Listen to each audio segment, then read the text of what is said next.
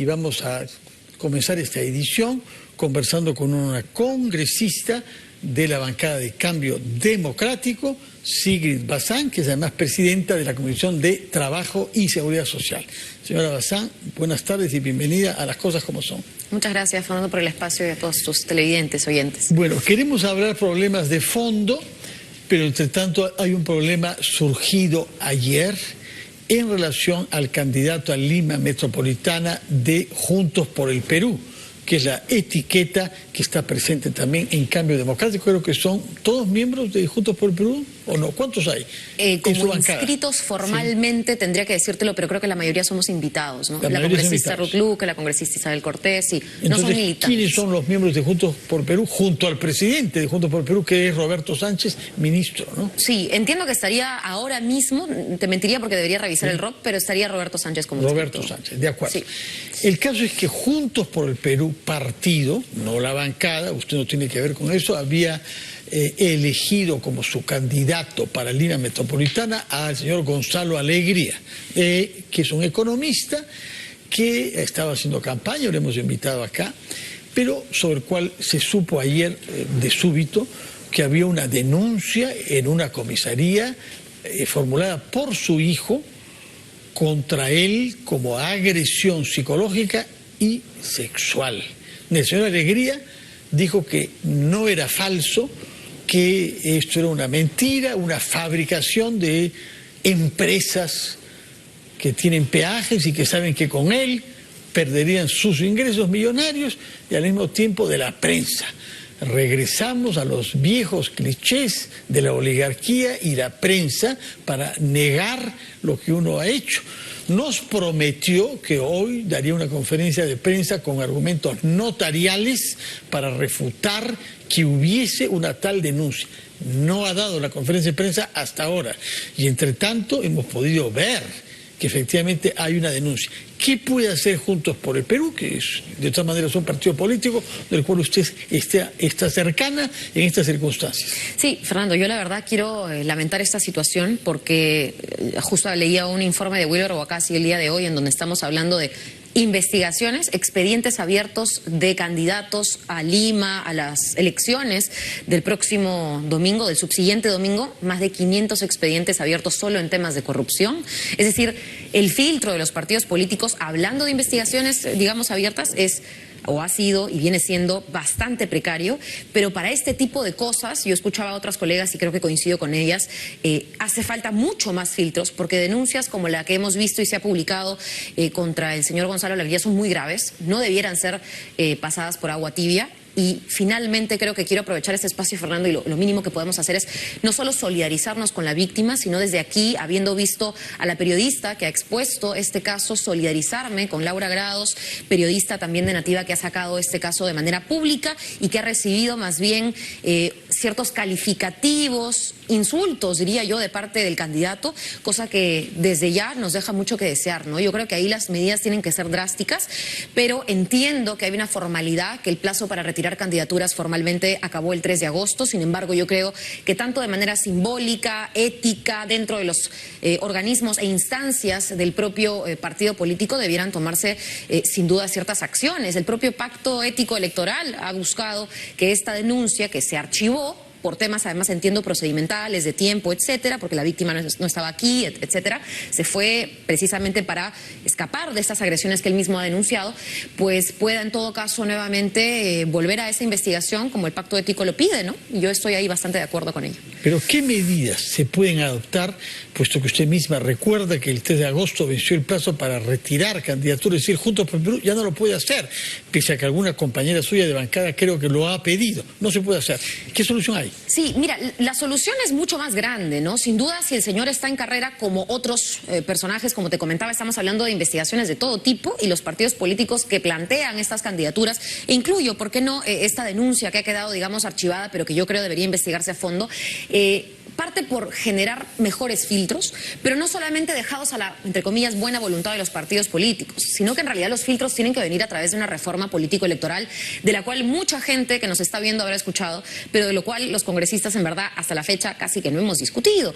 Y de las pocas cosas que se han aprobado concernientes al tema político-electoral han sido o ampliar plazos para los partidos políticos, de tal manera que puedan cumplir con el tema del género, ¿no es cierto?, la alternancia, la paridad, este tipo de cosas, pero no temas de fondo que implique también que denuncias tan graves como, por ejemplo, agresión sexual, no sirvan para también lanzar A, B o C candidatura. Entonces yo sí creo que aquí hay que mejorar eso con proyectos de ley que no solamente busquen, como hemos estado discutiendo casi un año entero, la vacancia presidencial, etcétera, sino también que puedan reforzar el tema político electoral. Nosotros hemos planteado algunas desde la bancada, no solamente digamos, concernientes a una elección, digamos, regional, sino en general, porque sentimos que no tenemos una oferta política buena. Y eso sí es un problema cuando se habla, por ejemplo, del adelanto de elecciones y otro tipo de soluciones que en el fondo nos llevan más bien a nuevamente tener una oferta, de nuevo, política bastante precaria, ¿no? Bastante criticable. Eso es un tema de fondo, ¿no? ¿Qué ha pasado con nuestra sociedad que no se permite a sí misma tener una oferta política buena? ¿Qué ha pasado?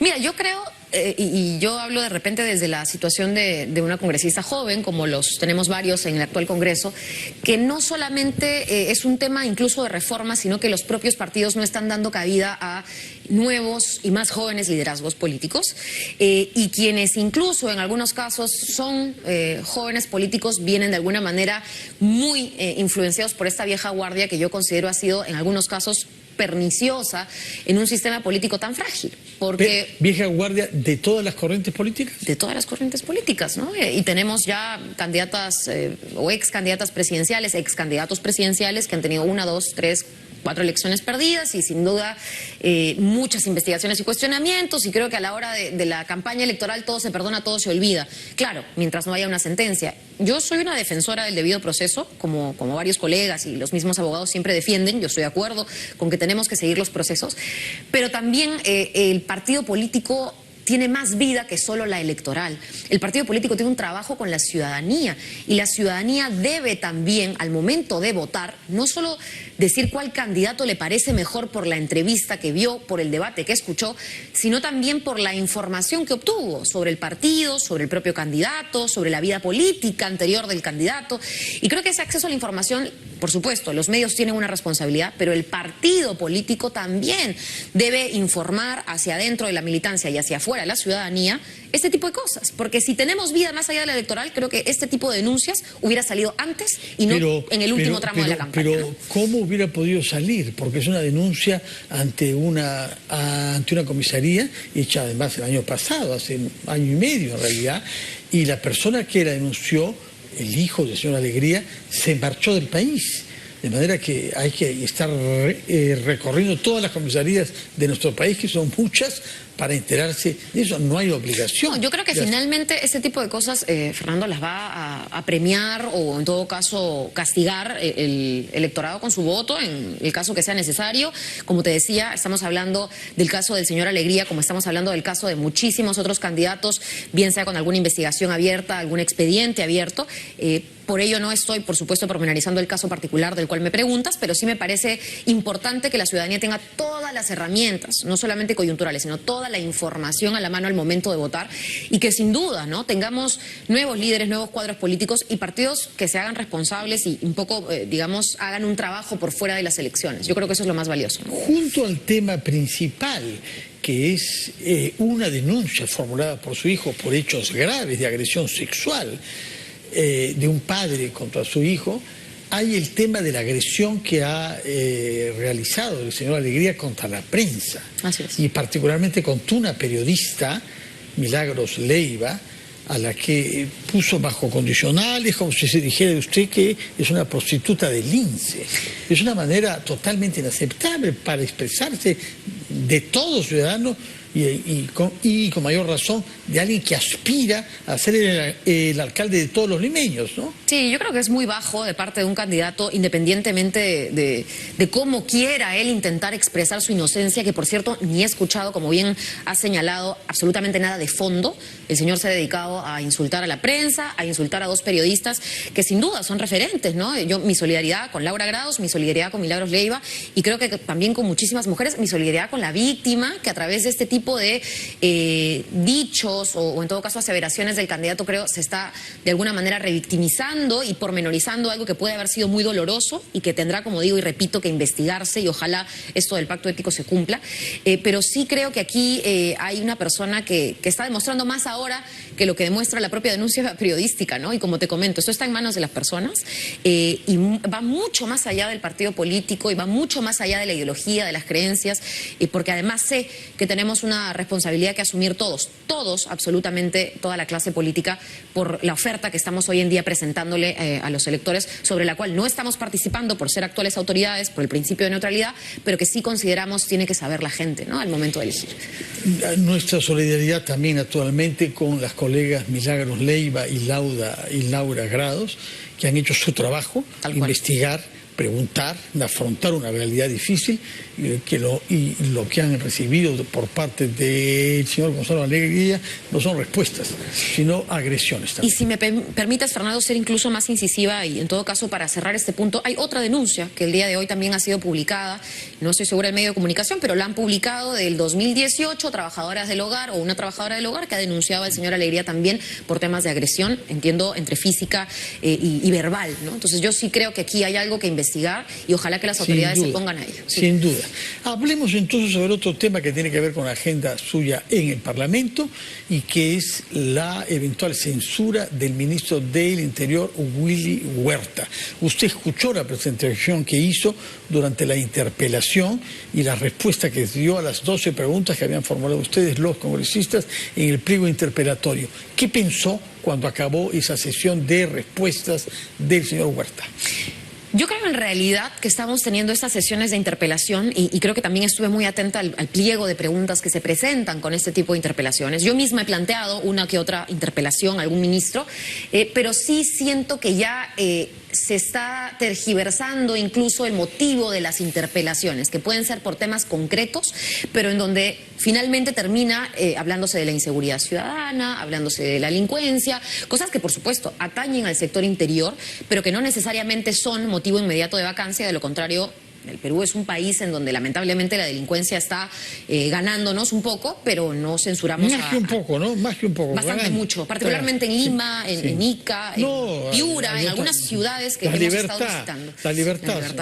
Entonces, a ver, yo jalaría a todos los ministros del Interior que hemos tenido desde que tengo conciencia de lo que es el Ministerio del Interior, desde muy joven, porque siento que esa delincuencia, yo he trabajado en medios de comunicación, me han robado en la esquina de mi trabajo, he trabajado, ¿no es cierto?, en organizaciones no gubernamentales, me han robado en la calle también. Es decir, como cualquier ciudadana que se moviliza, he sido víctima de la delincuencia. Entonces yo podría decir, ¿dónde está el ministro acá? ¿Dónde está la autoridad acá? ¿Dónde está el refuerzo de la policía acá? Entonces, bajo esa lógica, yo sí creo, no se está haciendo un buen trabajo desde el sector. Hay reformas grandes, profundas, de las que siempre se nos habla y promete, pero no se están implementando, y este gobierno tampoco lo está haciendo, hay que decirlo de manera sincera. Pero sí siento que también no hemos tenido ministro del Interior que dure más de 2 meses y de repente no ha habido chance, no ha habido oportunidad de cambiar un poco las cosas desde alguna cabeza o liderazgo. Entonces, eso también genera cierta inestabilidad en el Ejecutivo. No solo porque el Ejecutivo ha planteado y ha designado ministros y nominaciones no tan idóneas, pero también porque el Congreso... No tan idóneas. Sí, o no idóneas, ¿no? Es clemente, usted tiene... No, sin duda. Unas menos o unas más que otras, ¿no? Y en el caso del ministro del Interior actual, yo creo que hay o deberíamos darle un plazo para que este ministro también pueda hacerle un giro y hacer cambios en base a las gestiones anteriores que hemos tenido, que de repente ustedes tendrán la cifra mejor que yo, pero hemos tenido por lo menos 4 ministros del Interior, por lo menos, y no más. Pero entonces, algunos de ellos que han renunciado, Avelino Guillén, recuerde usted, él renunció, y renunció porque sintió que se le estaba utilizando al servicio de la impunidad y que no se le dejaba tomar decisiones y que querían imponerle decisiones a él. O sea, él renunció a Avelino Guillén hace relativamente pocos meses, ¿no? Ahora, usted parece favorable a que se le dé algunos meses más, por lo menos al señor Huerta, pero los reproches a él han sido hechos por la manera como ha descabezado o ha permitido que Pedro Castillo descabece a la Policía Nacional y lance una persecución contra el coronel Colchado, ¿no? Así es. Mira, yo entiendo porque, ojo, esto viene incluso de antes. Yo, desde los espacios en los que he estado en medios de comunicación, he defendido la figura del señor Harvey Colchado, que sin duda es una figura que no sale con el gobierno de Pedro Castillo, es una figura que ha sido muy representativa desde de la Guayaga, Policía Nacional. hace más de 10 años, sí. Exacto. Entonces sí considero que esa jugada, esa movida de sacarlo, ponerlo, ha sido totalmente irresponsable. Sin duda hay una responsabilidad en ello.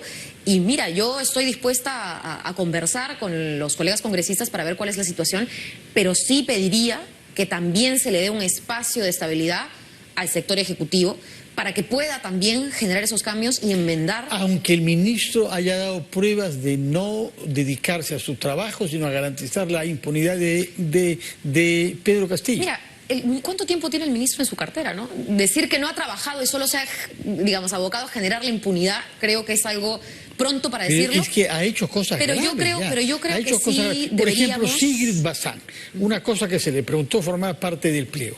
Él ha nombrado como número 2 de la policía, jefe de Estado Mayor, a un general que está siendo investigado por la Fiscalía por crímenes extrajudiciales. 33 personas muertas. Y se le está investigando sobre eso y lo nombra número 2 de la Policía Nacional. ¿No le parece eso en sí mismo justificar una censura? Yo creo que si hay algo detrás de esa nominación, porque no estamos hablando de alguien que esté preso ni mucho menos, pero si hay algo detrás, por supuesto, el señor va a tener que irse. Yo no tengo ninguna duda, y me lo han preguntado incluso sobre el propio presidente de la República, que acá cuando tengamos que señalar y tomar acción sobre aquellos responsables, lo vamos a tener que hacer, ¿no? Y si el ministro tiene que ir a entrar a otro ministro, no me cabe duda que ya hay una desconfianza. Pero yo lo que no entiendo por qué usted, y ayer también fue el caso de otro congresista de Acción Popular, Martínez, sí, pero lo ha hecho mal, está muy mal tal y cual cosas, pero hay que dejarlo todavía un cierto tiempo y hay que darle el beneficio de la duda. ¿Por qué? Mira, a mí, yo lo digo por un tema de tiempos, porque a este paso no vamos a tener ningún ministro, ¿no? del Interior. Yo creo que, y ojo, no todo es responsabilidad. Tampoco esa gente está buscando argumentos un poquito efectistas. Lo estoy diciendo porque sí siento que en el caso de la reposición del coronel se ha hecho, digamos, de alguna manera esta crítica hacia adentro y se ha corregido, pero sin duda, si hay designaciones dudosas, eso tiene que pasar, y el propio ministro, si no, debiera dar también un paso al costado. Yo no creo que ahí puedan haber medias tintas, pero lo que sí creo es que dentro de la falta de confianza por designar a miembros del Ejecutivo, también tenemos un Congreso en el cual la gente tiene una falta de confianza para tomar las decisiones de sacar o poner personas. Estamos hablando de, y discúlpame que acá lo mencione Fernando, yo estoy muy orgullosa de la institución en la que estoy, pero más allá de la institución es innegable que hay un congresista prófugo, ¿no es cierto? Un congresista Helera, que hay un congresista... Vicepresidente. Tal cual, un ex vicepresidente, un congresista investigado por violación sexual. Entonces, claro, uno sale a las calles y la gente te pregunta con qué autoridad el Congreso está sacando y poniendo ministros cuando tiene 5, 6% de aprobación y un ejecutivo que tiene que 10, 9%. Ok, estamos compitiendo por el mal menor si se quiere. Es una cosa terrible la que acabo de decir, pero hay que poner las cosas sobre la mesa de manera muy fría. Entonces, ¿es un buen criterio? ¿El Congreso, por ejemplo, estaría en capacidad de poner a un mejor ministro del Interior? ¿O es también que hay quienes quieren su ministro del Interior? Lo querrá de repente el Ejecutivo, pero lo querrán también algunos grupos del Congreso. Un ministro que se ocupe con imparcialidad de garantizar la seguridad ciudadana, ¿no? Y pero ahí es donde también tenemos que entrar al diálogo. A mí la interpelación me ha parecido de las cosas más saludables. Y sin duda hay que revisar ahí para ser más con la respuesta que dio. Difícilmente, porque se le hacen muchas más preguntas en las intervenciones, incluso que quedan sin respuesta. De acuerdo. Entonces, hablemos para no ser vencidos por el tiempo sobre temas parlamentarios de otro tipo. Usted preside, como hemos dicho, la Comisión de Trabajo y Seguridad Social. Son dos campos enormes, con mucha conflictividad, con muchas opiniones diferentes. Y estamos sobre todo ante un debate por la ley de tercerización que ha sido modificada vía decreto supremo. Parece usted tener convicción en que hay que defender este decreto y que lo que se ha decidido es bueno para las empresas, para los trabajadores y para la creación de empleo formal. Si eso es como usted lo pinta, ¿por qué no se discutió en el Consejo Nacional que venía sosteniendo reuniones y hemos escuchado a varios dirigentes gremiales, empresariales y sindicales elogiar el clima de diálogo que había sobre otros temas, por ejemplo, el salario mínimo. Y de pronto no se pone esto a debate en el Consejo Nacional y se mete al caballazo, es decir, vía decreto supremo. ¿Por qué recurrir a eso si la ley es tan, como usted parece quererlo, razonable? Te agradezco muchísimo, Fernando, la pregunta. Nosotros estamos muy orgullosos de ya casi vamos a cumplir un mes en la presidencia de la Comisión de Trabajo, pero sí te quisiera responder eso a título personal, para que quede claro un poco cómo hemos ido trabajando con los sindicatos y gremios de trabajadores desde hace ya que empezamos en realidad mi gestión, apenas asumimos el Congreso. Lo que nosotros estamos diciendo aquí es que para empezar, el Decreto Supremo 01 no modifica la ley, precisa el reglamento de la ley. Es una norma infralegal que ha planteado... Restringe un poco más. El reglamento de la ley tampoco ha sido consultado con los trabajadores, por cierto, pero este Decreto Supremo finalmente no pasa por el Consejo Nacional de Trabajo por la simple y sencilla razón de que, como todo espacio, requiere un quórum, ¿no es cierto? Es decir, un número mínimo de integrantes para empezar a sesionar, a dialogar. Y ninguno de los representantes de las empresas quiso ir.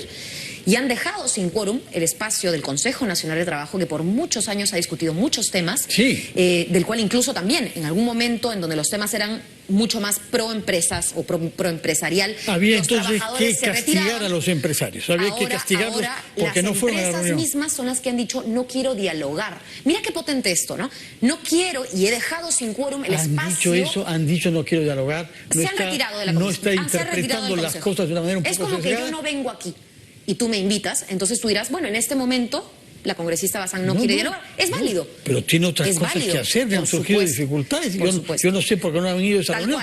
Tal cual. Entonces yo no digo que no sea válido, pero si las empresas tienen algo que decir al respecto, ese era el espacio, Fernando.